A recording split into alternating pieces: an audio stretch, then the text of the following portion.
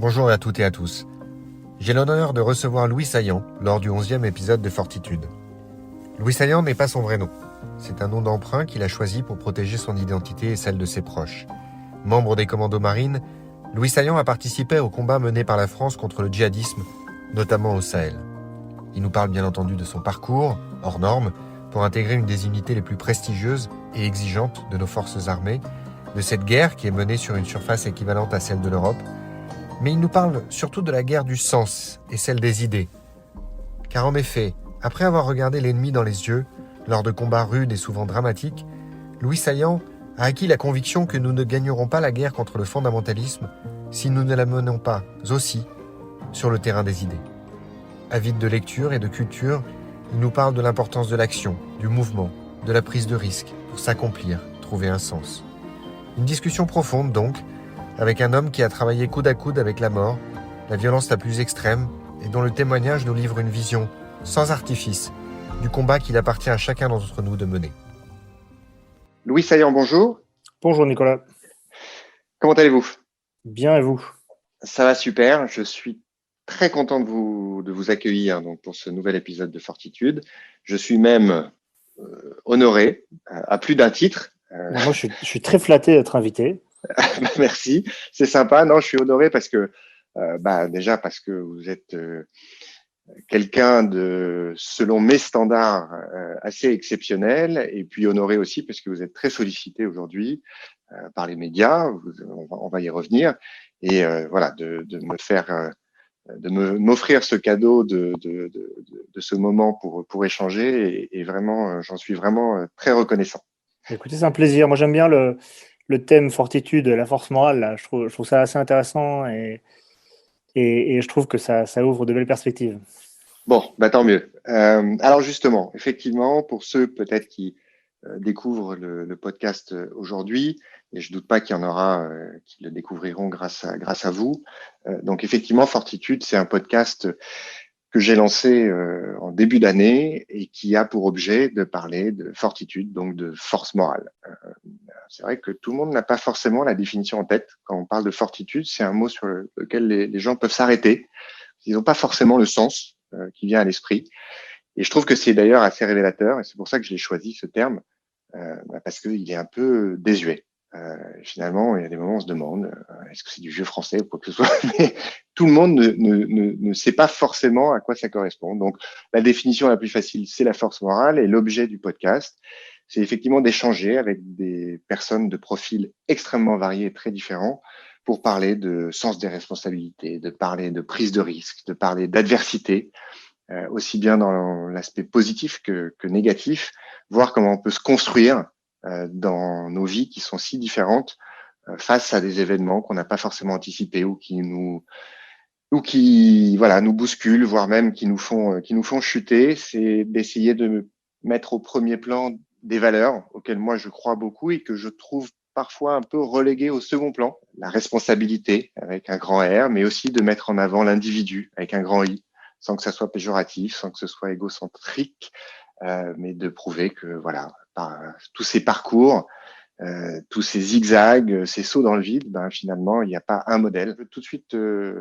préciser que Louis Saillant, ce n'est pas votre vrai nom. Oui, c'est exact. Voilà, c'est un nom d'emprunt pour protéger votre anonymat et protéger vos proches. Ce qu'on peut tout à fait comprendre. Alors le choix n'est pas anodin. Je crois que c'est un des premiers commandos de l'histoire de France, c'est ça ? Ouais, alors moi c'est au contraire une période d'histoire de France que j'aime beaucoup. Toute la période du 17, 18, 19e, c'est un des précurseurs que j'ai pu croiser au cours de mes lectures des actions commando, puisque c'est un gars qui a pris le château de Cracovie. Alors c'est un gars qui a vécu que je dise pas de bêtises, qui a vécu au 18e et qui a pris le château de Cracovie des mains des Russes avec une centaine de Français en passant par les égouts. Et du coup, j'avais trouvé l'histoire assez intéressante. Et puis, le gars avait l'air d'avoir un drôle de profil. Donc, je me suis dit que... Alors, c'est peut-être pas la vraie première action commando de l'humanité. Ça, j'en suis même certain. Mais c'est la première que j'ai pu croiser au cours de de mes lectures sur l'histoire de toute cette période-là. Donc, du coup, je trouve ça intéressant. Alors aujourd'hui, vous êtes âgé de 34 ou 35 ans. Est-ce que vous avez eu vos 35 ans? Ouais, j'ai 35 ans aujourd'hui. Ouais. Voilà, vous avez 35 ans. Et donc, vous êtes maintenant, je ne crois pas dire de bêtises, officiellement à la retraite depuis cet été de la De marine. l'armée. Alors, je suis réserviste opérationnel pour l'armée encore. D'accord. Donc, Et j'ai vous pris étiez ma donc, retraite, mais voilà. vous étiez donc commando marine. Ouais, c'est ça. Donc, ce sont des unités commando au sens générique du terme, mais qui travaillent essentiellement pour la marine. Donc, ils ont un aspect un peu différent de ce qu'on peut trouver dans le commando classique, qui est tout ce qui est guérilla maritime. Donc, tout ce qui est anti-piraterie, action sur les narcotrafiquants, etc. Donc, ça fait partie de notre gamelle. Mais aussi, bien sûr, le contre-terrorisme maritime. Donc, tout ce qui est prise d'otages en mer, etc. Donc, ça fait partie d'un large spectre qui est celui des actions commando générales, voilà, de manière générale. Et donc ça s'inscrit dans un socle qui est plus général à l'ensemble de l'armée. Donc toutes les armées ont leur commando, avec chacune leur spécificité. Et donc les spécificités de la marine, donc j'en ai parlé. Ensuite, vous avez l'armée de terre, qui par exemple va développer un peu plus le combat désertique, le combat en jungle, le combat en montagne. Et l'armée de l'air, par exemple, qui va avoir un aspect un peu plus développé sur tout ce qui est, ils sont un peu plus en pointe sur tout ce qui est manœuvre d'aérolargage, de guidage de munitions délivrées par des aéronefs, etc. Voilà, ce qu'il faut comprendre, c'est que les commandos en soi sont des unités qui, pour les plus connus, ont été développées pendant la Seconde Guerre mondiale et qui étaient des unités qui devaient aller faire des actions coup de poing derrière les lignes ennemies en petit nombre et de manière très rapide, de manière très fugace, mais avec voilà, normalement un fort pouvoir d'action, avec beaucoup d'armement, etc. Et donc, ça s'est décliné au fur et à mesure du temps jusqu'à arriver aujourd'hui à ce qu'on fait aujourd'hui, qui ressemble un peu à ce qu'on faisait avant, mais plus orienté vers, je dirais, un travail d'infanterie légère de manière générale, donc de nuit en hélico. Et à ça, s'est ajouté toutes les opérations un peu spécifiques qu'on peut dire de targeting, c'est-à-dire qu'on fait du ciblage sur du personnel qu'on va aller récupérer de manière. Et ça, c'est des opérations qui sont un peu plus fines. Et alors, donc, vous avez publié cette année un ouvrage qui s'appelle Chef de guerre aux éditions Mareuil. C'est ça. C'est un ouvrage dont on a beaucoup entendu parler, qui a bénéficié, en tout cas de mon point de vue, d'une très belle couverture médiatique. Oui. Ce qui n'est pas forcément toujours le cas sur des ouvrages de cette nature. Moi, j'ai envie de vous bousculer d'entrée de jeu. Au-delà des sujets que, bien évidemment, vous traitez, à savoir un peu votre parcours, comment vous avez atterri chez les commandos marines, le processus de sélection, le processus de formation, le processus d'entraînement, dont aujourd'hui on peut dire quand même que c'est quelque chose avec lequel le public est de plus en plus familier. Je pense qu'il y a 30 ans, quand vous parliez de ça, c'était quand même, c'était pas vraiment dans les mœurs. Aujourd'hui, que ce soit le cinéma ou un certain accès à l'information fait que les gens sont quand même beaucoup plus familiers avec les notions de commando, d'unité spéciale et autres, etc. Et donc, vous décrivez tout ça, vous décrivez vos missions, principalement donc au Sahel, qui sont des missions de contre-terrorisme, on va y revenir. Mais alors moi, ce qui m'a marqué, c'est que je me suis dit, en fait, Louis Saillant, donc c'est un commando, par définition, il mène des actions coup de poing, il prépare le terrain. Souvent, c'est des actions que vous menez de nuit. Vous êtes camouflé, vous êtes dissimulé. Et en fait, je me dis, son œuvre, son livre, là, c'est un peu un travail de commando. C'est-à-dire que dissimulé sous un feuillage de récits, de faits historiques, autobiographiques, etc., en fait, c'est un bouquin de philo. Et alors, je vais vous dire, attendez, je vais vous laisser réagir, bien évidemment, Ouais. je vais vous laisser vous défendre. Mais alors, pourquoi je dis que c'est un livre de philo? Ceux qui m'écoutent savent que, voilà, moi, j'ai une approche de la philosophie qui est pas du tout académique. Hein, c'est pas mon parcours. Moi, ce qui m'intéresse dans la philosophie, c'est, d'ailleurs, je rappelle que étymologiquement, philosophie, ça vient de philosophia, qui veut dire amour de la sagesse, et que sagesse, ça veut dire le savoir vivre, et que donc la philosophie, c'est l'exercice de penser pour vivre mieux. Et moi, c'est ça qui m'intéresse dans la philosophie, c'est que c'est quelque chose d'extrêmement pratique qu'on devrait tous s'employer à faire quotidiennement pour vivre mieux, pour améliorer notre vie. Bon, pourquoi je précise ça? C'est parce que Dans votre livre, il y a à plein d'endroits, et je vais y revenir, une approche du sens de la vie, une approche de la manière de mener sa vie, où j'ai trouvé une réflexion assez profonde, que je considère être une réflexion philosophique. Et quand j'ai refermé le livre et quand j'y ai repensé, quand j'ai préparé notre entretien, je me suis dit, mais c'est pas un livre de guerre. Bien sûr, ça raconte vos faits d'armes, mais voilà, derrière, il y a une profonde réflexion et une réflexion qui est transposable, qui est communicable à tout le monde et pas uniquement aux gens qui s'intéressent aux faits d'armes. En fait, ce livre, donc, c'est essentiellement un espèce de devoir de mémoire familiale que j'ai fait, qu'on a transposé, dont on a fait un livre qui puisse être lu par la plus vaste majorité des gens. Mais effectivement, je ne peux pas me contenter juste de parler de mission et d'aventure sans effectivement donner un peu de sens à tout ça. Parce que, en fait, c'est un autre processus que j'ai voulu distiller dans le livre, c'est la recherche de sens, c'est la quête de sens dans ce qu'on fait finalement au quotidien, mais au travers de sa vie, finalement, parce que le quotidien, c'est une petite photo de sa vie. Et effectivement, on dit que c'est un livre de guerre, c'est pas un livre de philo. En fait, ça revient à la conversation qu'on avait avant, juste avant là, le début du podcast, sur les éléments monofactoriels et multifactoriels. C'est toujours beaucoup plus simple de se dire, je lis un livre de guerre, je lis un livre de guerre. Je lis un livre de philo, je lis un livre de philo. La réalité, c'est le monde n'est pas aussi simple. C'est-à-dire que la plupart des grands philosophes étaient aussi des grands guerriers. Pour ce qui est de Socrate, c'est un gars qui a fait 2 campagnes militaires, d'ailleurs qui a fait un exploit en sauvant je ne sais plus quel poète sur une de ses campagnes.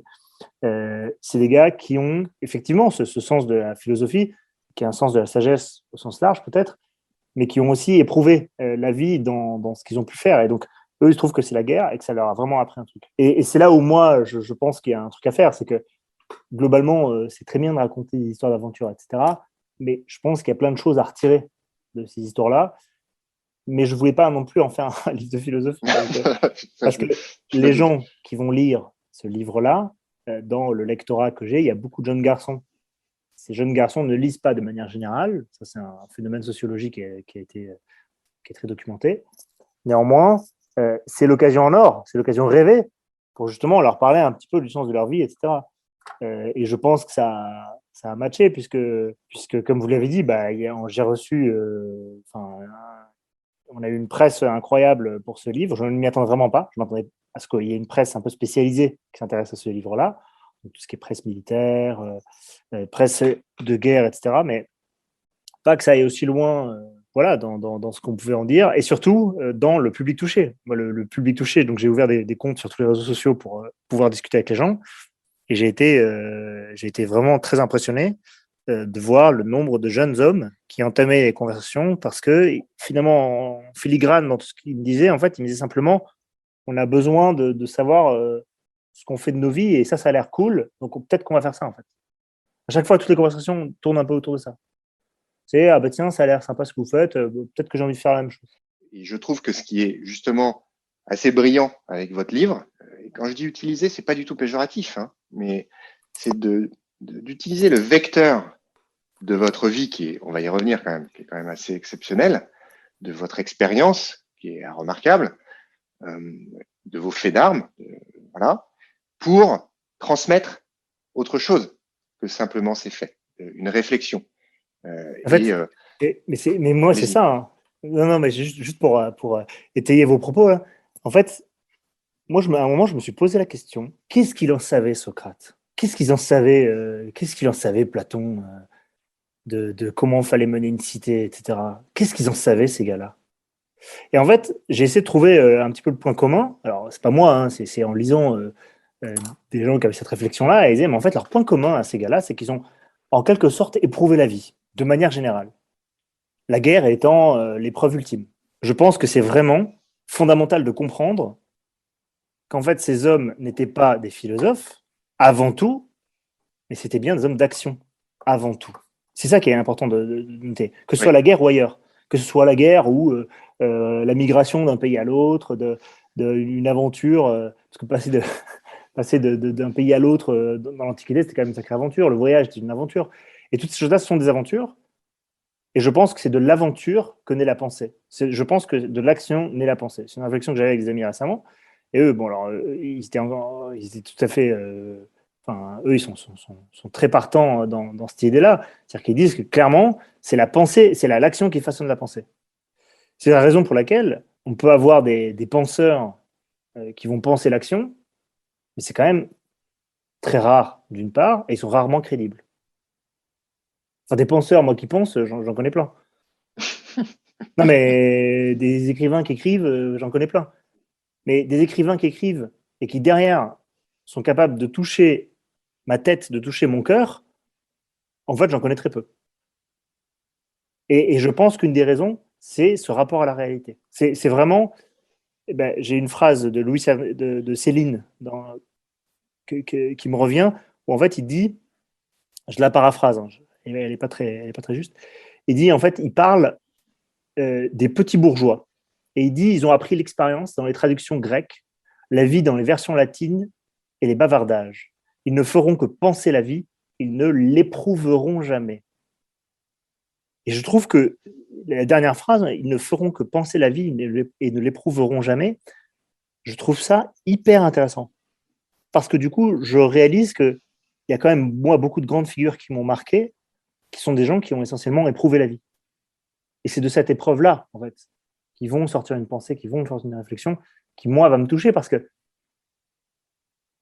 est vécue, parce qu'il y a quelque chose derrière, il y a un rapport très, très intense à la réalité duquel ils peuvent parler et qui est facile. Enfin, je veux dire, il suffit de regarder autour de nous l'audience qu'on offre aux grands sportifs. Tout le monde connaît LeBron James, tout le monde écoute ses interviews. Pourtant, c'est pas un grand penseur, mais c'est un mec qui agit. C'est un mec qui, excusez-moi, LeBron James, donc un basketteur de la NBA, c'est un mec qui agit. Et il y a une forme de fascination par rapport à ça. C'est-à-dire que il y a un truc, et je pense que même que c'est quelque chose de l'ordre, même au-delà du psychologique, je pense que c'est de l'ordre biologique. En fait. Il y a une fascination à avoir c'est Carl Jung qui avait théorisé ça avec les archétypes de Jung, où il parle en fait des grands archétypes qui marquent les hommes. Il parle notamment de l'archétype du héros. L'archétype du héros, qui est quelque chose qui traverse toutes les civilisations. Et le héros, clairement, dans ces archétypes-là, c'est pas un mec qui est assis, qui a des pensées incroyables. C'est Ulysse. C'est des mecs qui partent à l'aventure. C'est Alexandre le Grand. C'est tous ces mecs-là. En fait, c'est des trucs qui traversent les civilisations. C'est ça qui me fait tiquer, en fait. Qui me fait dire, mais attendez, à travers toutes les civilisations, on a ça, et pourtant, c'est des civilisations qui sont quand même très différentes. On va revenir un petit peu sur votre parcours et qu'on aille un petit peu plus dans le détail pour expliquer à ceux qui nous écoutent et qui ne vous connaissent pas justement pourquoi vous êtes légitime, Louis, à parler de tout ça et pourquoi votre regard est si intéressant. Donc, vous grandissez dans les Pyrénées-Atlantiques, c'est ça? Vous destinez d'abord, enfin en tout cas, vous menez une réflexion, un intérêt pour l'enseignement. C'est quelque Non, on peut chose que dire que je me destinais à ça. Hein.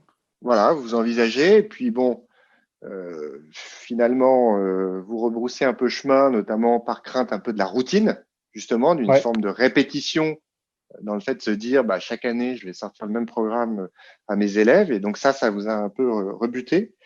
Et là, vous développez une passion pour l'aviation. Ouais. Vous Alors, passez un...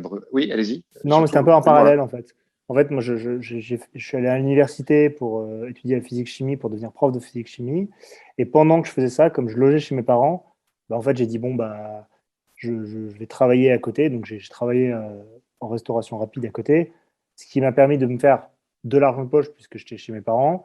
Ça m'a permis, en fait, de payer mes heures de vol en aéroclub. Et donc, D'accord. c'est de là qu'est née la passion pour l'aéronautique. Du coup, cette passion, ben, vous la poussez assez loin, puisque du coup, vous engagez dans l'armée, mais dans l'armée de l'air, pour Ouais, commencer. exactement. Exactement. Je Euh, rentre dans l'armée de l'air, je passe le concours pour devenir pilote dans l'armée de l'air, et je fais 3 ans dans l'armée de l'air où j'apprends à voler, je passe mes diplômes de pilote, et puis je quitte au bout de 3 ans le cursus. Je devais partir à Avor en transformation opérationnelle sur Xingu, et en fait, je sens qu'il me manque encore un truc. Je sens que j'ai besoin d'aller plus loin. Et puis, en plus, il se trouve que durant mon cursus, j'ai été sur le terrain un petit peu parce que quand on fait ses classes, il y a forcément un moment où, quelle que soit sa spécialité, où on fait du terrain, donc on fait des topos, on apprend à manier les armes, etc. Et ça m'a vraiment éclaté. J'avais trouvé ça absolument formidable. Et du coup, c'était une idée lancinante de me dire, c'est vraiment là-dedans que j'aimerais me lancer. Et puis bon, voilà, il y a un moment, j'ai dit, bon, bah, au moment de partir en école, j'ai dit, enfin, de transformation personnelle, j'ai dit, moi, je tenterais bien autre chose. Voilà. Je crois que vous le dites dans le livre, mais est-ce qu'il n'y a pas un moment dans votre parcours d'aviateur au sein de l'armée, pour préciser pour ceux qui nous écoutent, vous n'étiez pas dans la chasse, c'était Non, moi, plutôt dans j'étais le en transport, transport, voilà, transport transport classique, tactique. Ouais. voilà. Ouais. Vous vous êtes dit, je vais pas pouvoir être assez bon. En fait, c'est pas la tournure exacte. La tournure exacte, c'était, je sens que je peux m'en sortir dans ce métier-là. C'est-à-dire, J'aime bien ça. C'est-à-dire que je vais y arriver, quoi. d'accord, Je vais arriver à passer mes diplômes, à faire le boulot, il n'y a pas de problème. Mais je travaille énormément. Je travaillais vraiment beaucoup pour un résultat qui était moyen. De manière tout à fait honnête, je peux le dire, j'étais moyen. Et je voyais des copains qui étaient, bon, ils étaient brillants, ils travaillaient très peu et ils étaient absolument brillants. Et donc, je me suis dit, bon, en fait, je peux continuer, il n'y a pas de problème, mais je sens que je vais être moyen toute ma vie dans ce truc-là.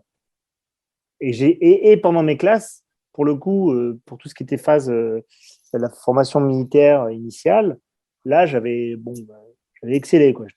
Voilà, j'étais très, très bon. Et du coup, c'est un espèce de déséquilibre qui m'a fait cogiter. Puis il y a eu un moment clé aussi qui est assez marrant, dont je parle dans le livre. C'est que sur la base où j'étais, donc c'était à Cognac, à l'école de pilotage de l'armée de l'air, il y a un transal qui s'est posé pour faire une campagne de saut pour des parachutistes. L'équipage dit, s'il y a des volontaires, vous pouvez monter à bord et acheter un coup d'œil comment ça marche. Moi, j'étais tout de suite volontaire, et donc ils m'ont fait monter à bord, et puis on est parti en vol faire sauter ces parachutistes. Et je me suis retrouvé en soute avec les parachutistes. Donc j'étais accroché à une laisse qui me retenait, un harnais qui me retenait dans la carlingue, et je voyais ces mecs équipés comme des porte-avions. Il y en a qui étaient allongés sur des caisses, enfin, ça me paraissait incroyable, qui étaient là, sereins, et là, il y avait le vide juste à côté d'eux, et tout avait l'air d'être logique et cohérent, et ils avaient une forme de plénitude qui m'attirait vachement. Ils étaient à la fois très impressionnants, et à la fois il y avait une forme de plénitude. Et je pense que ça a vraiment joué sur mon inconscient, peut-être, je ne sais pas. Et je me suis dit, non, mais en fait, c'est ça. En fait, moi, je veux faire ce qu'ils font là. Ça a l'air incroyable, je veux faire ça. Et la petite question, est-ce que vous diriez que vous aviez des prédispositions physiques, Euh, sportives, cardio, j'en sais rien, où on se dit, bah voilà, oui, Louis, le gars, il est un peu hors norme, quoi. alors, j'aimerais vous répondre que oui. J'aimerais vous dire que je suis un surhomme, que je Non, suis à vraiment l'époque, trop fort. surtout. Moi, ce qui Et m'intéresse, c'est à l'époque. même à l'époque, en fait, j'avais des prédispositions dans certains domaines. C'est-à-dire que clairement, j'étais pas le profil type. Donc j'étais très athlétique. Donc j'avais pas de problème de course à pied, de capacité athlétique générale. J'étais plutôt bon. J'ai un bon cœur. Mais par exemple, j'étais pas serein dans l'eau, paradoxalement. Pourtant, j'ai fait beaucoup de natation. J'ai fait beaucoup de natation, donc je sais nager, je nage bien, mais je suis pas serein dans l'eau. Donc tout ce qui était activité d'apnée, de machin, etc., là, j'étais pas bien.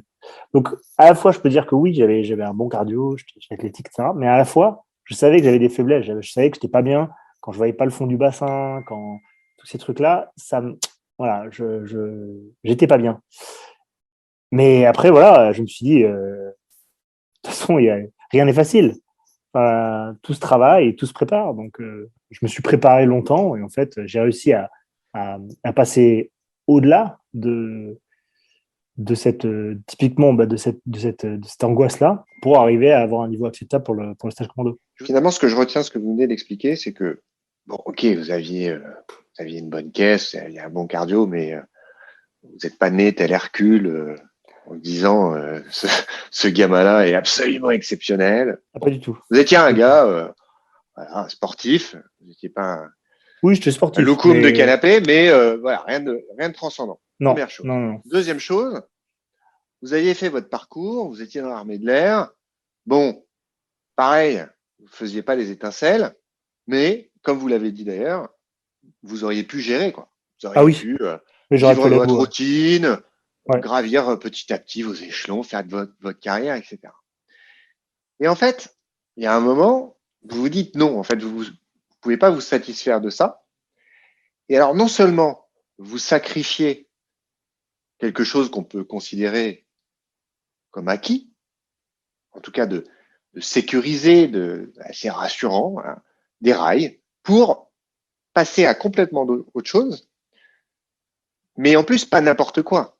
C'est-à-dire que vous vous engagez alors dans la sélection, processus de sélection. Et en plus, bon là je ne vais pas insister trop longtemps là-dessus parce que c'est encore très technique, mais vous faites un transfert interarmes. Donc vous passez de l'armée de l'air pour aller à la marine, ce qui est, quand on connaît un petit peu le fonctionnement des armées, c'est pas très courant, mais à la limite on va pas s'attarder là-dessus. Mais en tout cas voilà, vous choisissez la sélection des commandos marines, qui pour ceux qui nous écoutent est probablement une des sélections ou la sélection en France la plus difficile et la plus rude. Vous prenez donc ce risque et en plus, pour vous mettre dans un danger extrême, puisque rien pouvait vous laisser penser à l'époque que ça allait être facile pour vous. C'est pour ça que je vous ai posé la question de savoir si vous étiez quelqu'un d'hors norme, notamment physiquement, même si le physique, je pense que vous n'allez pas me contredire, mais c'est pas forcément l'élément déterminant dans les processus de sélection pour ces unités-là. Il y a quand même le mental qui joue énormément au premier chef, mais il n'y avait rien d'évident dans ce choix, mais pourtant vous y êtes allé. Et alors, pourquoi j'insiste lourdement là-dessus? C'est tout l'objet c'est un des objets majeurs de Fortitude, c'est de parler de ça, c'est de parler de ces personnes dont vous faites partie, qui à un moment vont volontairement sortir de leur zone de confort, vont volontairement prendre des risques pour avancer. La fortitude, la force morale, je considère qu'on peut la cultiver, provoquer. C'est ce que je viens de décrire, c'est ce que vous avez fait. Puis aussi, elle peut naître d'événements qu'on n'a pas choisi de vivre.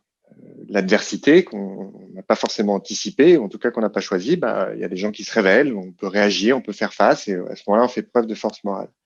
Et en faisant le choix des commandos marines, vous êtes dans la première hypothèse, et vous faites un choix qui ne vous était absolument pas imposé, qui était loin d'être évident et naturel, et qui, assurément, allait vous exposer à beaucoup de souffrance et de douleur. Et d'ailleurs, c'est marrant parce que vous faites à un moment dans votre biographie, vous parlez de la boxe et vous dites quelque chose qui est très vrai. Vous dites, monter sur un ring est pour moi une expérience quasi mystique. Le corps et l'esprit disent non, refusent la souffrance qui ne manquera pas de provoquer le combat. Et pourtant, je monte sur ce ring avec l'assurance de prendre des coups. Je dois surmonter ma peur à chaque combat. C'est une souffrance choisie, donc assumée. Pour moi, ça résume ce que je viens d'évoquer là et une chose sur laquelle j'aimerais que vous réagissiez, parce que on se rend compte qu'aujourd'hui, c'est de moins en moins évident quand on dit on va faire le choix de prendre des risques, on va prendre le choix de prendre des coups dans la figure, parce que on se dit au fond de nous que c'est quelque chose qui va nous permettre d'avancer, d'évoluer et de vivre mieux. En fait, cette vie est une somme de souffrance. Cette Est-ce que vie est vous, une somme de pardon, souffrance. avant que vous répondiez, excusez-moi, je vous coupe. Est-ce que vous réalisiez à l'époque Ah non, pas du tout. dedans? Alors moi j'ai choisi de rentrer chez les commandos marines parce que on m'a dit va chez eux. Bon, ok. Et parce que ça avait l'air très difficile. Et je me suis dit, je ne veux pas vivre avec des regrets. Très honnêtement, j'y suis allé en me disant, je tente le tout pour le tout. Je me donnerai les moyens d'y arriver. Mais si je n'y arrive pas, au moins j'ai pas de regrets. J'aurais tenté et voilà. Mais au moins je vivrai sans regret de toute ma vie me dire bon bah en fait j'aurais peut-être pu faire ça, oh là là ça a l'air sympa ce qu'ils font et dire que j'aurais pu le faire, etc. Moi c'était hors de question. J'ai toujours eu beaucoup de respect pour mes anciens. Je les ai toujours beaucoup écoutés et c'est eux qui m'ont dit à chaque fois en fait c'est bête mais c'est eux qui me disaient mais en fait si c'est vraiment ce que tu veux, enfin fais-le quoi, sinon tu vas être comme moi à te dire ah ben, si quand j'étais jeune j'avais eu l'occasion de faire ça, je l'ai pas fait, je le regrette toute ma vie. Le fais pas ça. Tente-le, tente-le. Donc voilà, moi j'ai écouté mes anciens qui me disaient ça, et puis j'ai dit c'est parti, on y va. Après, c'est un risque à prendre, enfin voilà, c'est ce qu'on disait. De toute manière, ces risques qui sont des petits sacrifices qu'on fait, En fait, faut bien qu'on en fasse. Parce que si on n'en fait pas, c'est notre vie qui sera une somme de souffrance ingérable. Bon, là, je force un peu le trait, mais c'est soit on choisit sa souffrance, soit on la subit. Ça, c'est un peu la philosophie élémentaire quand on a vos stages commando, c'est de ne pas subir. On nous dit ne subissez pas. Donc en fait, ce qu'ils essaient de nous expliquer au travers de cette phrase lancinante qu'ils nous disent tout le temps les instructeurs, c'est ne subissez pas l'action, choisissez l'action, anticipez, soyez meilleur que la simple adversité, que de se dire bah, cette descente c'est comme ça. Non, non, non, ça marche pas comme ça en fait. Et c'est ça qui est intéressant parce que ça se retranscrit finalement de manière plus large, moi, au niveau de ma vie, où je me rends compte qu'en fait, toute ma vie, j'ai fait des sacrifices et j'ai choisi les souffrances qui étaient derrière les sacrifices plutôt que plus tard de me dire, enfin, de tomber sous le poids de toutes ces souffrances-là plus tard. Le fait de quitter l'armée de l'air, moi j'étais à 2500 euros par mois, jeune célibataire, nourri, logé, blanchi. Je pilotais des avions toute la journée. Ma condition de vie, elle était plutôt pas mal. Moi, c'est un des trucs que j'aimerais transmettre, en fait, c'est ce sens de la responsabilité. Déjà, être responsable de sa propre vie. C'est déjà prendre, accepter une souffrance aujourd'hui pour ne pas avoir affaire à cette souffrance à 30 ans.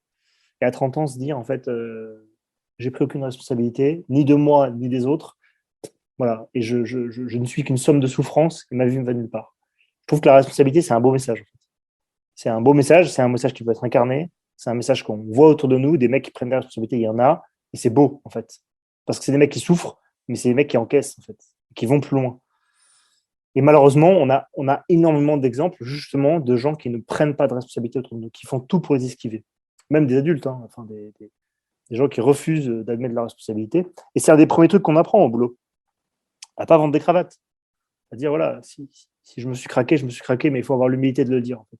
Parce que ça, c'est une souffrance qu'il faut encaisser, mais qui sera gage de franchise et d'honnêteté auprès de ses pairs et IRS, enfin, auprès de ses camarades. C'est-à-dire qu'on sait que voilà, l'essentiel, c'est pas d'avoir des mecs qui réussissent tout le temps, c'est des mecs qui sont en vérité, en fait. C'est beaucoup plus important d'avoir un mec en vérité qu'un mec qui réussit tout le temps. Parce que lui, on peut se fonder sur lui, alors qu'un mec qui va se cacher derrière certaines choses pour masquer ses défaites, en fait, c'est un mec qui trahit, quoi. Ce qui est intéressant dans ce que vous soulignez là, que moi j'observe, c'est qu'effectivement, aujourd'hui, la responsabilité, c'est pas devenu un gros mot, mais en tout cas, c'est devenu une notion presque vague, presque diffuse, voire ça devient presque de la fiction. Aujourd'hui, on va expliquer, on va essayer de naviguer autour d'une erreur, autour d'une faute, autour d'un manquement. Mais effectivement, on va pas assumer de dire, ben voilà, j'ai réfléchi, j'ai tourné à droite parce que je pensais qu'il fallait tourner à droite et en fait, j'ai eu tort. Et voilà ce que j'apprends et voilà comment je vais gérer la fois prochaine. Et le phénomène qui est extrêmement pervers de mon point de vue par rapport à ça, c'est que comme on tolère finalement, comme on n'accepte pas l'idée de responsabilité, on tolère finalement pas l'erreur. Et comme on ne tolère pas l'erreur, suscite de moins en moins la prise de risque. Pour moi, c'est une boucle. Du coup, ça tue cette ambiance-là, ça tue l'initiative, ça tue la prise de risque, parce que derrière, bah, finalement, il n'y a pas de place pour l'erreur. Il n'y a pas de place pour l'échec. Et Alors, je pense que quand on est à votre place et que, comme vous dites, on est un célibataire de 25 piges qui gagne confortablement sa vie, qui pilote des avions, c'est pas comme si vous étiez dans une cabine de péage. Je veux dire, il y a du mouvement, quoi. Mais que vous lancez dans cette aventure des commandos marines, même si peut-être vous n'aviez pas totalement la mesure de ce que ça représentait, je peux pas croire une seconde que vous disiez pas à un moment ou à un autre, il y a quand même un risque d'échec. Vous pouvez vous planter, vous pouvez ne pas y arriver. ouais, bien sûr, Et mais mes parents, mes parents étaient transit peur et ils disaient bon, arrête de faire n'importe quoi. Là, tu as une voie qui est sûre, tu sais ce que tu vas faire plus tard. Enfin, tout est organisé. Enfin, voilà, sois reconnaissant et pas grave. En fait, effectivement, c'est un risque qu'on prend, mais le développement, là, votre développement est tout à fait exact. On pourrait le généraliser à beaucoup d'entreprises, beaucoup de situations où effectivement, on n'a pas envie de dire, bah, en fait, j'ai commis une erreur, j'ai fait une bêtise, et d'en payer le prix. Parce que ce qui est difficile, c'est d'en payer le prix. En fait, c'est de s'humilier. C'est ça, en fait, qui est flippant. Et une fois de plus, j'avais fait une fois le parallèle avec la boxe en disant, en fait, c'est la peur de l'échec. Moi, c'est un truc qui m'est arrivé en compétition en boxe. Je me souviens de ma première compétition, je m'inscris. Dans la salle, l'entraîneur dit qui veut y aller. Moi, bien sûr, fier comme Artamon, je dis bien sûr que je veux y aller. Et il m'inscrit. La compétition est 2 semaines après, le dimanche. Au fur et à mesure que les jours approchent, je suis transi de peur. Je me dis, mais pourquoi j'ai dit oui? Je voulais faire le malin devant les copains, dire bien sûr que je vais à la compète, mais en fait je vais, techniquement parlant, je vais aller me faire tabasser sur un ring. Est-ce que j'ai fait le bon choix? Est-ce que je suis si sûr de moi maintenant pour y aller? Et en fait, au fur et à mesure que la compétition se rapproche, en fait, je me dis, je commence à chercher des prétextes pour me dire, ah ben non, en fait, je peux pas y aller parce que, ah ben non, je me suis fait mal ou j'ai autre chose de prévu. Mais non, en fait, je me suis engagé auprès de mon entraîneur à y aller. Donc j'arrive le jour J, il pesait, machin, etc. Et j'arrive dans la salle de compétition. Et en fait, je vois l'arborescence avec tous les différents combats. Et je me rends compte qu'en fait, j'ai plus qu'un ou deux combats. Et je me dis, mais je crois que j'en avais un de plus. Et en plus, il n'y a pas grand monde. Et je dis à mon entraîneur, ah bah, il y a dû y avoir un problème, il n'y a pas grand monde, etc. Et mon entraîneur me regarde et me dit, pas du tout. Pas du tout. C'est comme ça dans toutes les compétitions. On était en amateur. Hein. Et il me dit, c'est comme ça dans toutes les compétitions. Il me dit, à chaque fois, les mecs ne viennent pas. Et en fait, chez moi, ça a eu un écho. En fait, je me suis dit, les mecs ne viennent pas. Parce que ce qui les a terrassés avant même le combat, c'était la peur de l'échec. La peur de cette sanction humiliante, qui est de perdre devant tout le monde. Et ça, c'est un sacré truc à encaisser. Mais si je suis capable d'encaisser ça, c'est-à-dire avec dignité, et ça m'est arrivé une fois où j'ai perdu un combat et j'avais invité plein de potes, donc la salle était... Enfin, bref, il y avait plein de copains dans la salle, et j'ai perdu mon combat. Ça, c'est un truc sacrément humiliant, mais j'ai senti derrière qu'en fait, ça m'avait ouvert une porte. Le fait d'avoir la capacité de monter sur le ring. Pourquoi? Parce qu'en fait, j'étais déjà au-delà de tous ces mecs qui, comme moi, avaient peur, voulaient pas y aller, et que la peur de l'échec avait terrassé avant même l'épreuve elle-même. Et c'est Mike Tyson qui avait cette phrase, un des plus grands philosophes qui soit, qui disait à un intervieweur, vous avez tenté, vous avez fait échec, et bien félicitations, la plupart des gens n'essaient même pas. Et c'est là où je pense qu'il y a vraiment un travers aujourd'hui, c'est que beaucoup de gens, beaucoup de jeunes notamment, n'osent pas tenter, n'osent pas prendre des responsabilités, parce que si on réalise qu'ils sont faibles, qu'ils ont failli, alors à ce moment-là, ils ont peur de ne pas s'en remettre. Or, il se trouve que dans nos sociétés, tout le monde a... Alors ça, c'est un truc qu'on m'a dit aussi dans les armées, ça a longtemps résonné. Un vieux commandant de navire de guerre qui m'a dit « tout le monde a droit à la rédemption ». Et ça, j'avais trouvé ça très fort. C'est-à-dire, c'est le fait de dire « vous pouvez faire échec, vous pouvez vraiment être humilié, regretter, être très amer, mais vous pourrez en revenir et vous avez gagné. Vous avez clairement gagné quelque chose, même si vous avez perdu votre combat, vous avez perdu votre truc, vous avez gagné quelque chose parce que vous avez été droit dans vos bottes jusqu'au bout. Et ça, c'est crucial. Le fait de pouvoir, alors dans nos métiers, alors là, j'en parle même pas, dans le métier de commando marine, c'est absolument fondamental. Le fait d'être capable de dire, OK, c'est ma responsabilité, c'est ma faute, c'est à cause de moi que la mission a mal tourné. En fait, on est obligé de passer par ce comportement-là. On ne peut pas se permettre de se cacher derrière un autre. Ça, c'est impossible, en fait. Ça ne marche pas. Et ça, on peut le décliner dans toutes nos vies, à toutes nos épreuves, en fait. Le fait, que ce soit se lever le matin pour aller au boulot, on est obligé de faire ce petit sacrifice-là et d'y aller, parce que sinon, alors clairement, on va s'humilier, et un jour, on se dira, bah, en fait, j'y vais pas. J'y vais pas parce que l'épreuve est trop importante. Le fait de se lever, de brosser les dents, de se raser, machin, c'est trop important pour moi. J'y vais pas. Et là, on va se prendre un coup de téléphone du patron, machin, et là, c'est l'humiliation, c'est l'échec. C'est horrible. Sauf que derrière, ça va m'encourager déjà à revenir, à me dire, OK, il faut plus que je fasse ça parce que clairement, c'est délétère pour moi pour toute ma vie. Mais en plus, ben, on aura sûrement une deuxième chance dans cette histoire-là. Et surtout, ça nous apprendra finalement qu'en fait, on peut en revenir de ces choses-là. On peut en revenir. Bon, là, je m'égare un peu, c'est peut-être moins clair. Ce dernier Pas du exemple-là est peut-être tout, moins clair, mais, pas du mais, tout, mais pas c'est du des trucs tout. qui, je pense vraiment, qui peuvent toucher les gens.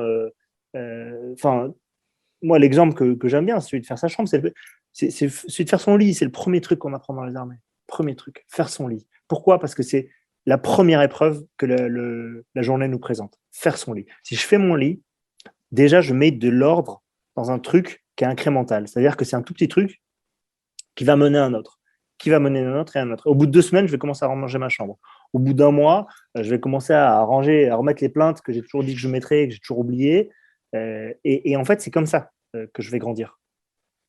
C'est vraiment par ce système incrémental, mais qui oblige de passer par ce petit moment de prendre sa responsabilité, prendre le risque, d'y aller, d'assumer, de dire, OK, je vais le tenter, je vais le faire. Je vais l'arranger cette chambre. Je vais y aller. Même si je Alors, l'arrange mal, c'est pas grave. Voilà, au moins j'aurais tenté quoi. Je pourrais être fier de moi. Je pourrais dire moi tous les jours, quand je quitte ma maison, c'est propre. Quand je quitte ma chambre, c'est propre. C'est en ordre. Les choses sont en ordre en fait. c'est amusant parce que j'ai sous les yeux, dans ma bibliothèque, un livre, je ne sais pas si vous l'avez lu ou si vous le connaissez, de William McRaven, Ah qui est ouais, l'ancien amiral de l'US Navy, ouais, très qui a bien. été à la tête de l'équivalent du commandement des opérations spéciales aux Ouais, US, ouais, et qui est un ancien Navy SEALs. Donc, pour ceux ouais. qui nous écoutent, les Navy SEALs, c'est l'équivalent des commandos marines aux États-Unis. C'est une des unités les plus prestigieuses, pareil, avec une sélection hors norme, etc. Bref. Et il a écrit un livre adapté. En fait, c'est un discours qu'il a tenu à de l'université du Texas, je crois. Et ça s'appelle Si tu veux changer ta vie, commence par faire ton lit. Mm. Et il décline effectivement toute sa pensée à partir de exactement ce que vous venez de dire. Et alors lui, il rajoutait un autre élément aussi. Il rajoutait le fait que commencer sa journée en faisant son lit, c'est s'assurer le soir qu'on rentre d'avoir au moins le regard sur une chose qu'on aura faite de bien dans la journée. Outre le fait que ça lance la journée, qu'il y a l'action, etc. Et il dit cette chose, il dit dans la vie, il faut se battre et savoir que l'on peut échouer à chaque instant. Ceux qui vivent dans la crainte de l'échec, de la difficulté ou de la honte d'échouer ne réaliseront jamais leur potentiel. Ouais, mais Donc, ça, je pense c'est clé. qu'on Enfin, on pouvait pas trouver de meilleur, ah non, mais meilleur lien entre ce que vous venez d'expliquer et ce qu'il a mis dans son livre. Et encore une fois, pour revenir à ce qui m'est cher, j'ai cette phrase de Sénèque qui résume tout ce que vous venez d'expliquer, et ce que McRaven expose aussi, et qui disait déjà à l'époque, il y a 2000 ans, il disait, à mes yeux, tu es malheureux parce que tu ne l'as jamais été. Tu as traversé la vie sans affronter aucun adversaire. Personne ne saura jamais de quoi tu es capable, pas même toi. Il faut en effet, pour se connaître, se mettre à l'épreuve. On apprend l'étendue de ses forces que grâce à l'expérience. ouais, ça revient à ce qu'on disait au début sur le fait de s'éprouver en fait. Hmm. Et le fait que enfin, tous les grands penseurs sont des mecs qui se sont éprouvés, enfin, selon moi en tout cas, qui se sont éprouvés, qui ont vraiment été au bout des choses pour en revenir et avoir un discours aussi limpide. Et malheureusement, je trouve que pour faire juste une analogie avec nos sociétés aujourd'hui, moi j'ai énormément de jeunes qui me contactent, en fait, qui sont dans une espèce de, dans une espèce de confort un peu pathétique qui tourne autour de leur collège, de leur lycée, de leurs études. Ils font ils passent leur temps sur les réseaux sociaux, sur les jeux vidéo. Alors, ils sont toujours connectés à un écran, mais qui est très confortable finalement. Enfin, c'est une source, on a une source d'information, de divertissement permanente. On commande un Uber, les gars, ils ne savent même plus cuisiner, ils savent même plus se faire cuire un œuf. Et en fait, c'est des gens qui vont repousser à la gaffe toute leur vie des choses qu'ils auraient vraiment envie de faire, qui les font rêver, mais dont ils te disent qu'ils ne sont pas capables, dont ils ont peur de l'échec, ils ont peur d'y aller parce qu'ils se disent de toute façon ça va être un échec. Et en fait, tout ça, ça va revenir à Mac 2 à 30 ans, quand ils seront seuls, désocialisés, avec une addiction à la pornographie, à la drogue, à l'alcool, sans relation sociale stable. Et en fait, ils vont être une absolue catastrophe. Les gars vont se retrouver être des épaves. On va revenir sur votre parcours. J'ai à cœur d'expliquer à ceux qui nous écoutent ce à quoi vous avez été confrontés pour qu'ils fassent le lien aussi avec tout ce qu'on vient d'évoquer et ce qu'on va évoquer par la suite. Vous rentrez donc passez le très difficile processus de sélection. On va pas revenir dessus. Vous êtes formé et vous partez dans vos premières missions et vous êtes projeté au Sahel.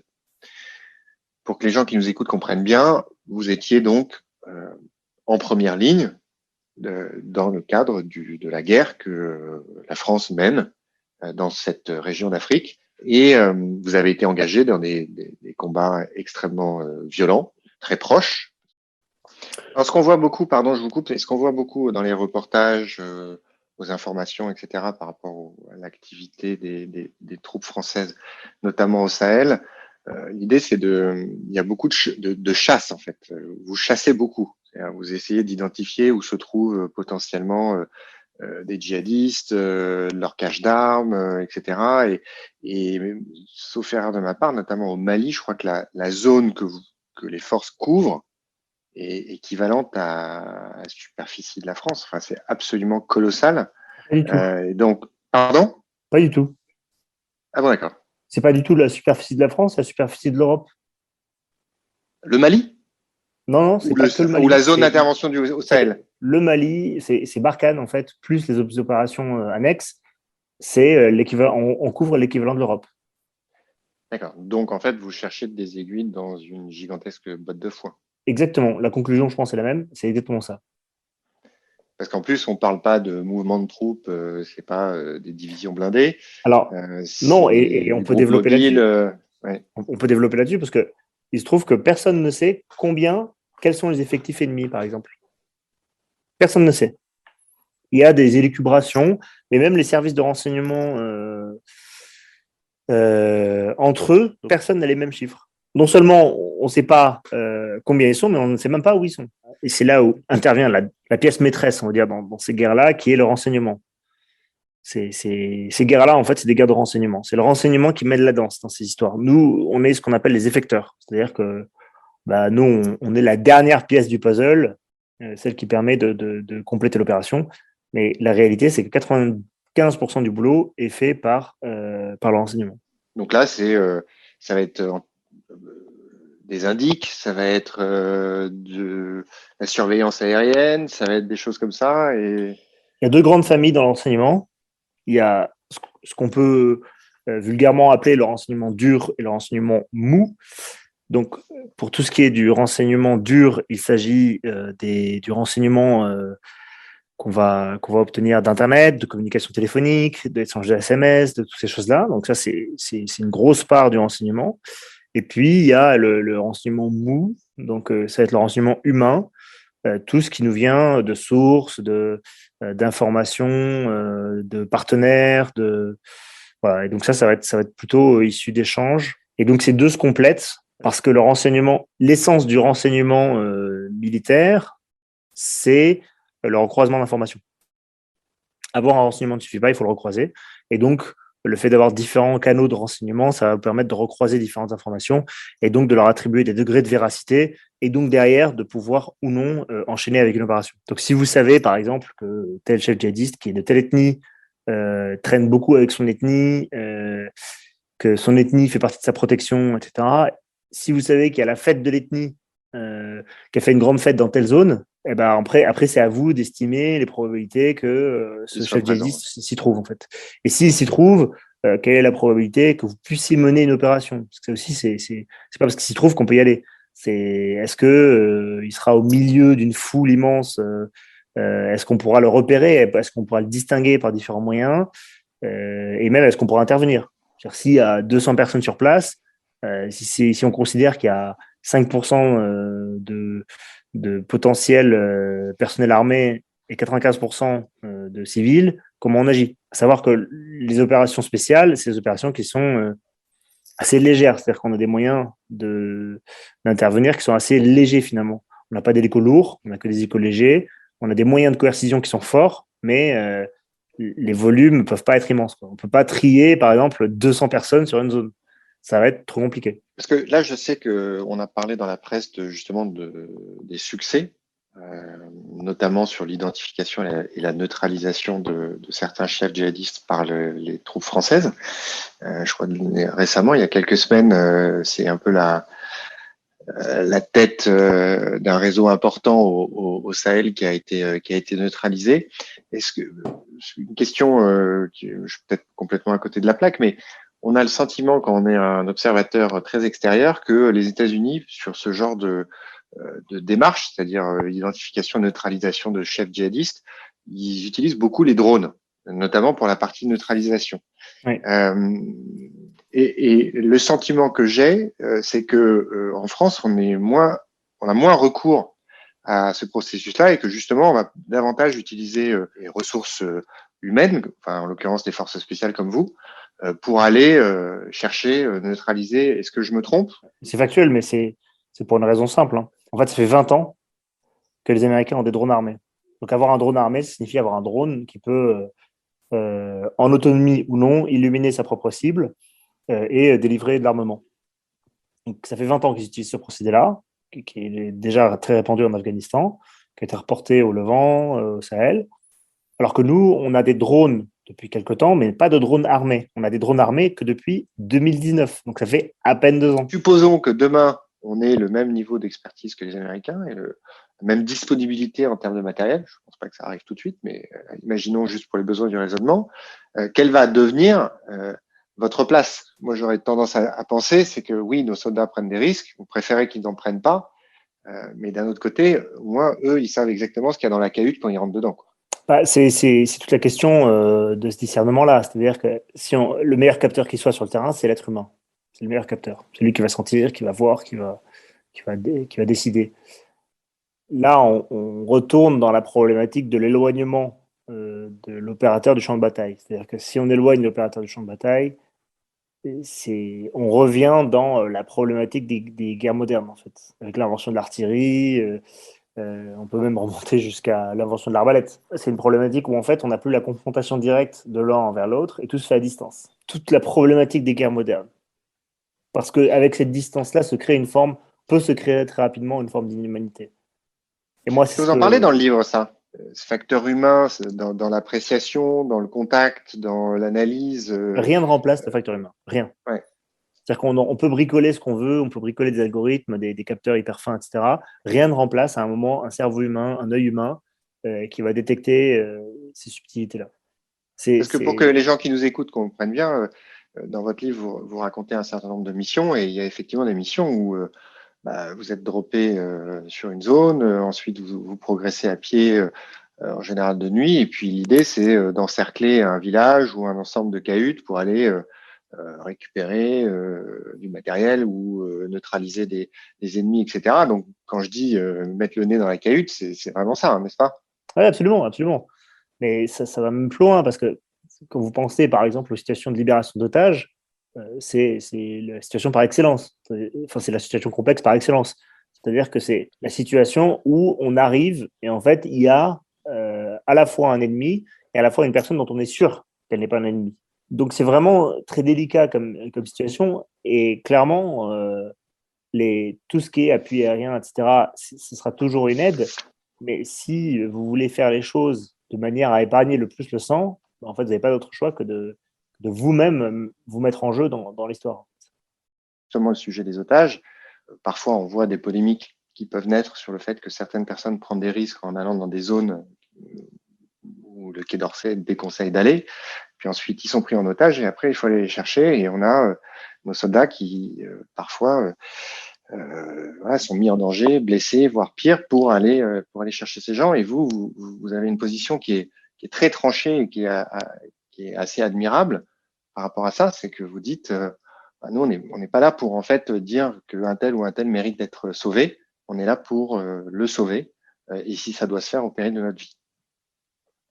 Oui, absolument. C'est la posture élémentaire qu'on a dans ces unités-là. On ne peut pas se permettre de faire le tri. Imaginez si on devait faire le tri. En fait, ça arriverait à quoi? Il y en a qu'on sauverait, il y en a qui mériteraient d'être sauvés, d'autres qui ne mériteraient pas d'être sauvés. Enfin, nous, quand on arrive, c'est qu'il y a une chance que les gens soient sauvés, et donc il faut prendre cette chance. Et donc c'est nous qui allons la jouer.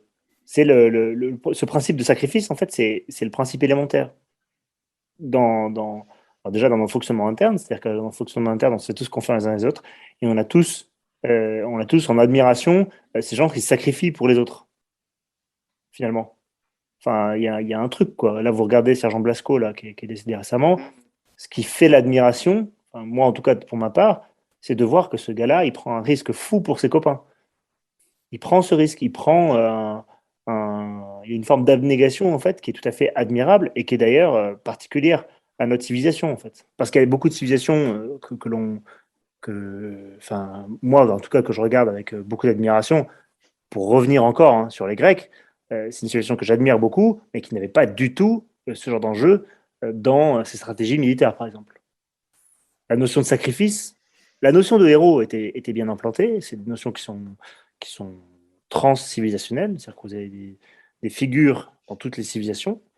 Euh, mais je pense que la figure sacrificielle est quelque chose qui est particulier à la civilisation occidentale. C'est-à-dire que avant ça, bon, en fait, un paysan se fait attraper par les ennemis, un paysan se fait attraper par les ennemis. Hein. Les ennemis, ils vont pas s'arrêter aux paysans en disant, bon les gars, donnez-nous une rançon parce qu'on a votre paysan. Ils vont dire, bon, bah, c'est dommage, mais c'est comme ça fait partie du jeu. En revanche, si on attrapait le roi, et on le voit pendant beaucoup de conflits médiévaux, il y a des conflits qui ont été arrêtés parce que le roi, le dauphin, s'est fait capturer par l'ennemi, par les Anglais. Voilà, le dauphin français s'est fait capturer par les Anglais. Bon, bah hop, on arrête le jeu et bon, bah, maintenant, qu'est-ce qu'on fait? On négocie. Voilà, il y a des rançons, des machins. Et donc, du coup, on a vraiment. Et pour moi, ça recroise la notion de souveraineté individuelle. En fait, la notion de souveraineté individuelle est quelque chose qui est, une fois de plus, c'est une notion qui est civilisationnelle. C'est-à-dire que avant, vous aviez le souverain.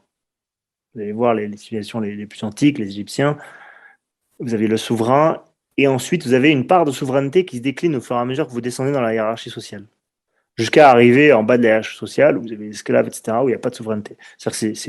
Et d'ailleurs, c'est connu, hein, ils étaient considérés comme des meubles chez les Grecs. Donc les esclaves étaient des meubles.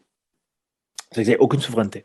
Et au fur et à mesure de l'évolution de nos sociétés, en fait, la souveraineté s'est doucement, doucement déclinée pour finalement irradier toute la société, pour en arriver jusqu'au dernier. C'est-à-dire qu'on considère que le moindre être humain a une certaine souveraineté et il y a un intérêt dans sa vie, en fait. Et donc ça, c'est quelque chose pour moi, c'est tout l'ensemble de cette réflexion, de cette évolution, de cette transformation qui se cristallise dans ces tout petits gestes finalement qu'on fait, mais qui sont lourds de sens et qui vont chercher un sens qui est enraciné très loin et très profondément dans notre histoire. Alors, ce que ça m'inspire et ce que je trouve hyper intéressant, surtout là en ce moment, parce que comme vous le savez, on a fêté l'anniversaire de l'abolition de la peine de mort.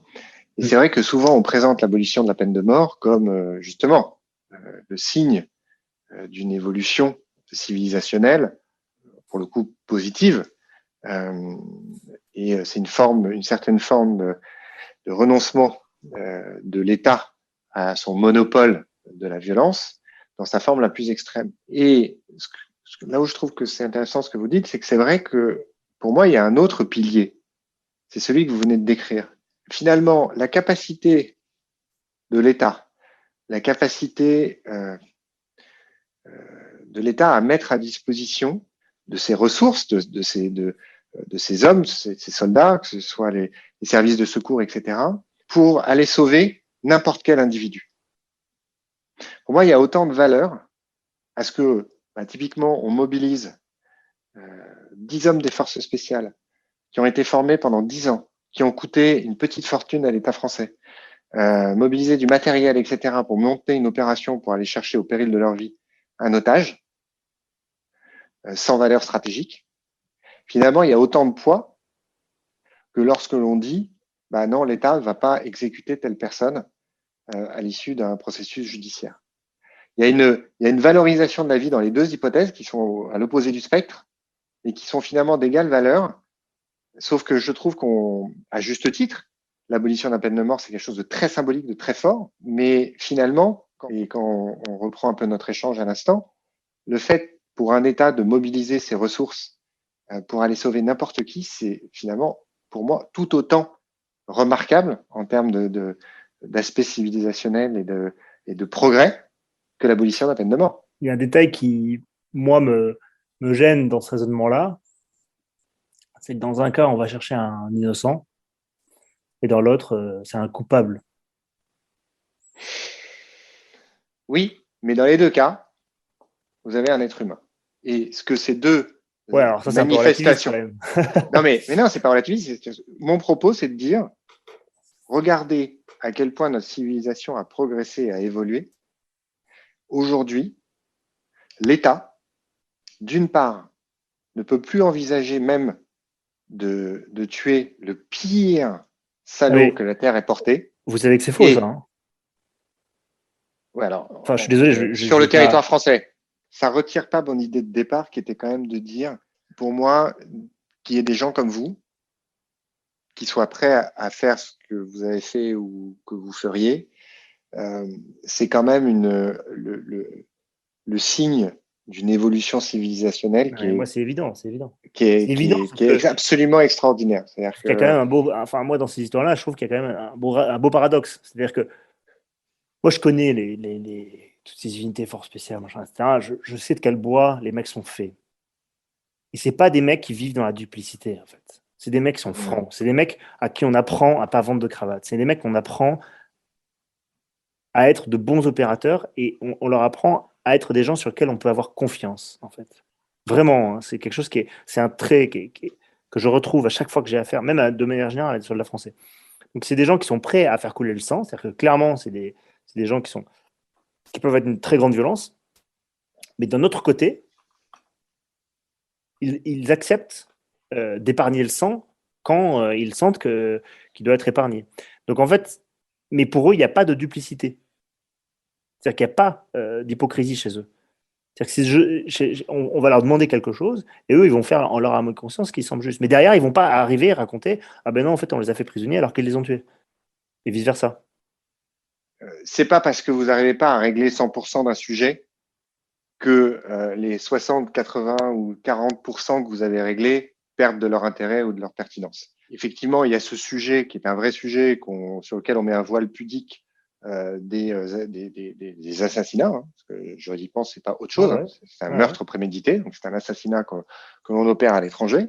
C'est pas parce que ce sujet-là, voilà, il n'est pas traité ou on peut considérer qu'il est contradictoire que le combat qui a été notamment mené par Badinter et le résultat auquel on est parvenu en France, d'avoir un État où effectivement il n'y a pas de personnes condamnées à mort, et a été un combat vain ou inutile. Il y a un autre aspect qui est, je trouve, assez remarquable dans votre livre et qui a d'ailleurs beaucoup suscité d'intérêt et de curiosité, notamment par les journalistes qui vous ont beaucoup interrogé là-dessus. Je vais essayer de le résumer comme ça, puis vous me dites si c'est fidèle à votre pensée, mais en somme, votre positionnement aujourd'hui par rapport à l'islamisme radical, par rapport au djihadisme, par rapport à ces guerres qu'on mène, que la France mène, c'est que oui, il faut combattre militairement ses adversaires. Il ne faut pas lâcher du terrain.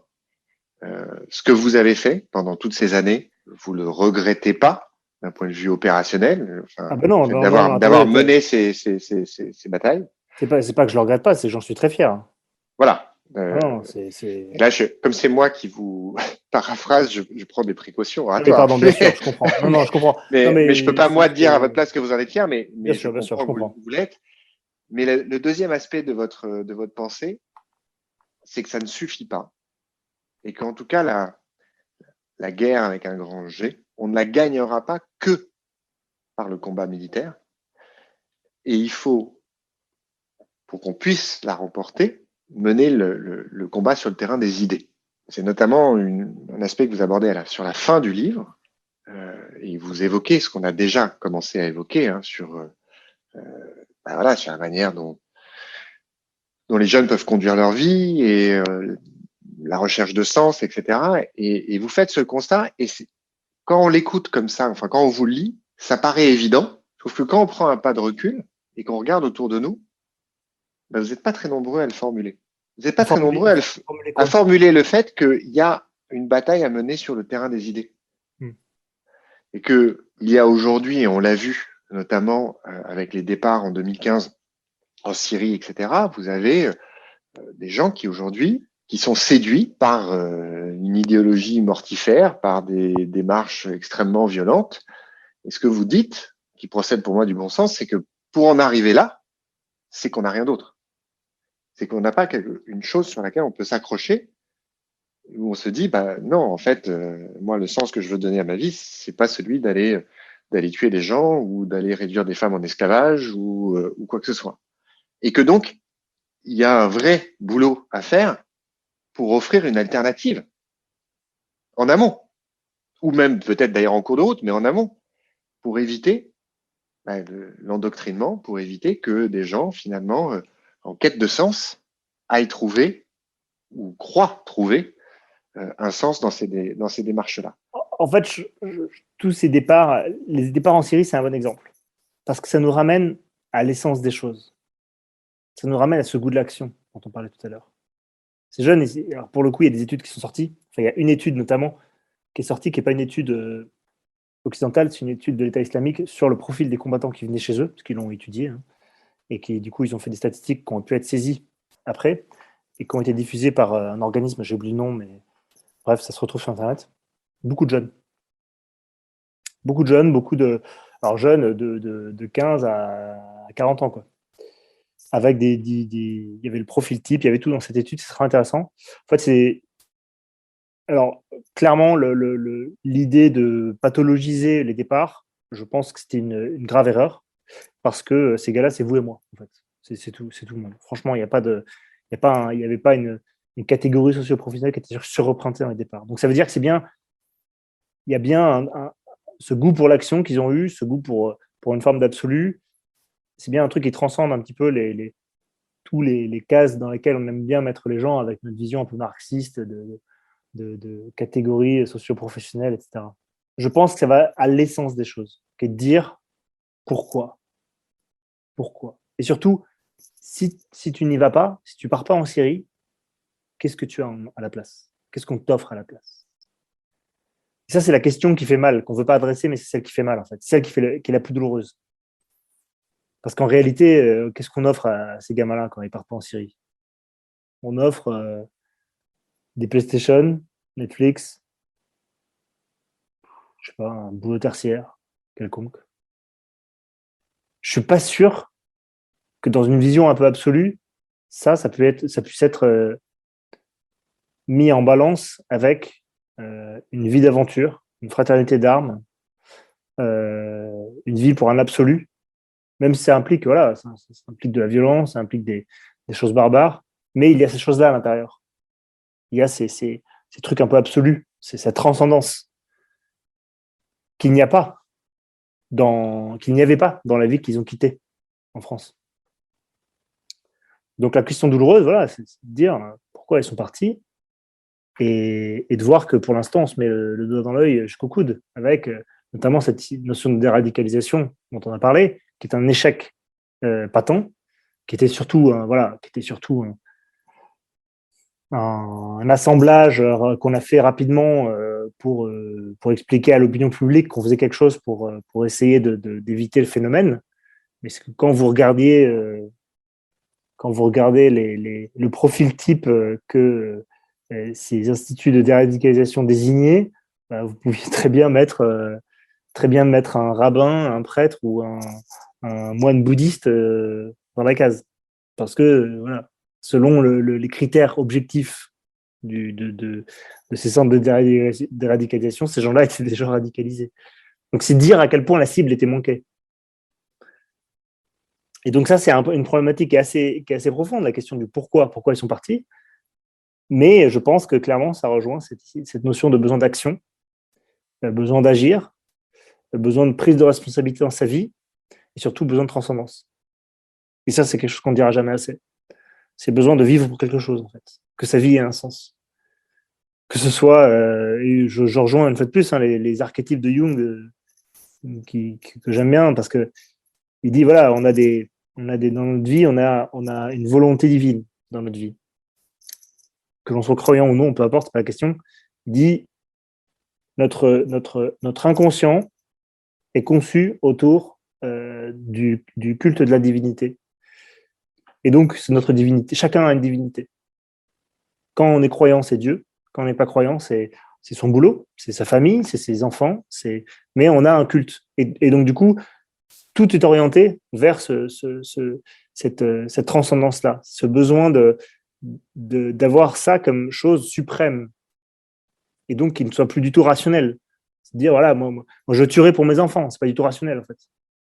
Et pourtant, ça fait partie de cette vision-là, en fait.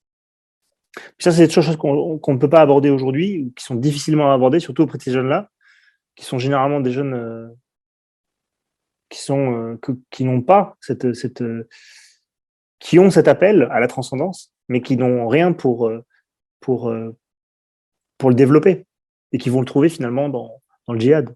Est-ce que je comprends parfaitement?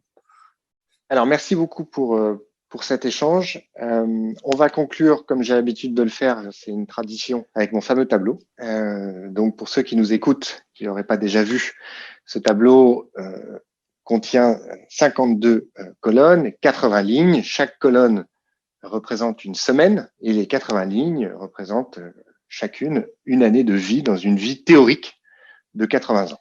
Ce tableau représente une vie, représentation imparfaite. Hein.